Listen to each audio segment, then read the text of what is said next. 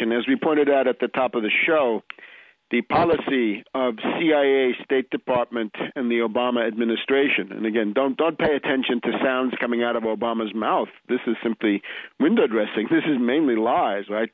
Strategic deception. But look at what the covert operations are doing, and you can pretty much see it. What is the CIA doing? What's the National Endowment of Democracy doing? We're told that the State Department is training an army of 5,000 cyber trolls. The CIA NED Troll Brigade, 5,000 trained operatives, bloggers, fakers, adept in evading the countermeasures of various national governments, trying to chip away at the great firewall of China and other countries, right? Big worries in Russia about Gmail, Hotmail, and other various kinds of Anglo-American controlled news and internet communication. So this assault is on, and it goes all the way to Beijing, all the way to Moscow, all the way to Tehran, and make no mistake about any of that.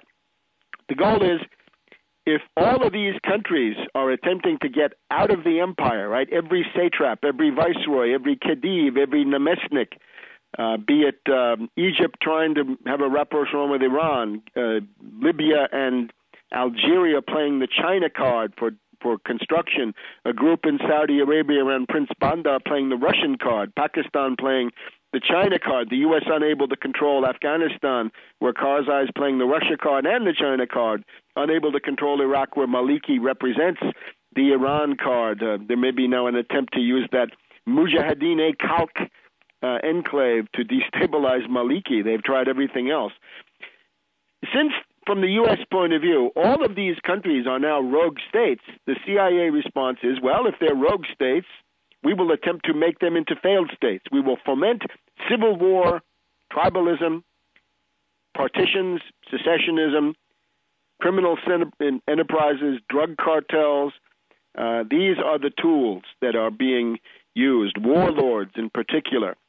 And you can see the nature of the NATO intervention in Libya now seems to be clear. It is to perpetuate and create a civil war so as to divide the country, right? They would like to overthrow Gaddafi, and they will keep trying to do that. They will not give up on that, but they're perfectly happy to see Libya partitioned into two parts. And I think that's part of the secret as to why the NATO military intervention has not given the al-Qaeda forces on the ground, the anti-Gaddafi forces, everything that they've wanted. But just back to the general theoretical question, we have a very interesting member of the German parliament, the Bundestag. This is a lady called Sevim Dagdelen.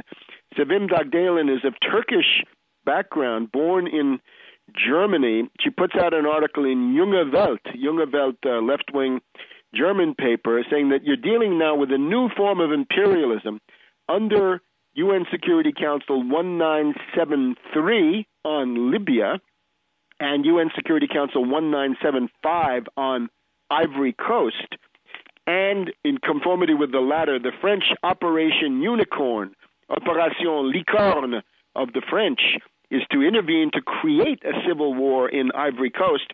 And you see the French gunships, along with UN gunships, joining in the slaughter of the Gbagbo forces and promoting the IMF official Ouattara as the internationally recognized president, as the French TV network keeps drilling into your head. So it's a new form of imperialism.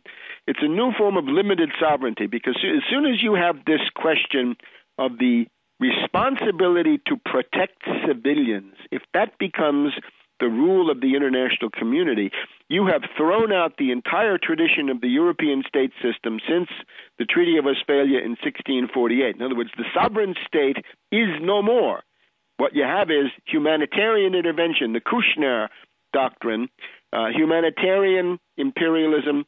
You have the humanitarian empire. Maybe that would be a way to put it. An empire which is profoundly destructive, exploitative, and reactionary, which aims at the destruction of the underlying national states, but does it under left or humanitarian cover, at least for the current phase that we're in, soon to be, I'm sure, inevitably to be followed by a right-wing phase sometime after that. But what you're dealing with right now is the humanitarian fakery phase.